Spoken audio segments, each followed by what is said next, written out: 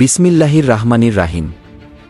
ইসলামের ইতিহাসে সবচেয়ে উজ্জ্বল অধ্যায় হল খোলাফায়ে রাশেদিন আবু বকর, উমর, উসমান ও আলী রাদিয়াল্লাহু আনহুম। তাদের জীবন শুধু ইতিহাস নয়, বরং আমাদের জন্য দিকনির্দেশনা।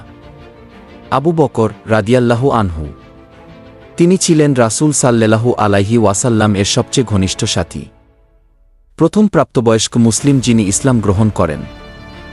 রাসূল সাল্লাল্লাহু আলাইহি ওয়াসাল্লাম এর সঙ্গী হিজরতের সময়। তার শাসন আমলে রিদ্দাহ যুদ্ধ ও কুরআন সংকলনের কাজ শুরু হয়। শিক্ষা: সত্যের পথে স্থির থাকা, ইসলাম রক্ষায় আত্মত্যাগ, আল্লাহর উপর পূর্ণ ভরসা। উমর রাদিয়াল্লাহু আনহু, ইসলামের দ্বিতীয় খলিফা।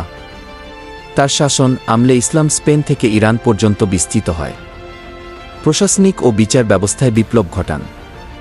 ন্যায় বিচার ও দ্বি নেতৃত্বের জন্য সুখ্যাতি লাভ করেন। শিক্ষা: ন্যায় প্রতিষ্ঠা সমাজের শক্তি, কঠোরতায় ও দয়া থাকতে হবে। নেতৃত্ব মানে দায়িত্ব, ক্ষমতা নয়।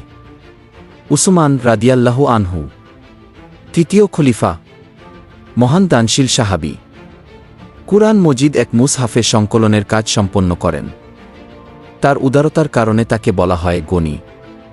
শিক্ষা: সম্পদ হল আল্লাহর নেয়ামত, তা দান ও সমাজের কাজে ব্যয় করতে হবে। নম্রতা ও দয়া মানুষের হৃদয় জয় করে। দিনের সুরক্ষায় বর ত্যাগের দরকার। আলী রাদিয়াল্লাহু আনহু, চতুর্থ খলিফা, নবী সাল্লাল্লাহু আলাইহি ওয়াসাল্লাম এর চাচাতো ভাই ও জামাতা।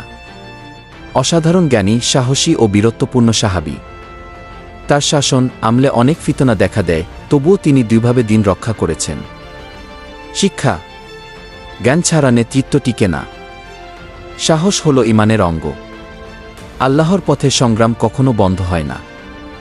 চার খলিফার জীবন আমাদের শেখায় সত্যে অটল থাকা। আবু বকর রাদিয়াল্লাহু আনহু, ন্যায় প্রতিষ্ঠা। উমর রাদিয়াল্লাহু আনহু, দানশীলতা ও নম্রতা। উসমান রাদিয়াল্লাহু আনহু, জ্ঞান ও সাহসিকতা। আলী রাদিয়াল্লাহু আনহু। যদি আমরা তাদের শিক্ষা আজকের সমাজে প্রয়োগ করি, তবে মুসলিম উম্মাহ আবারও শক্তি ও মর্যাদায় ফিরতে পারবে।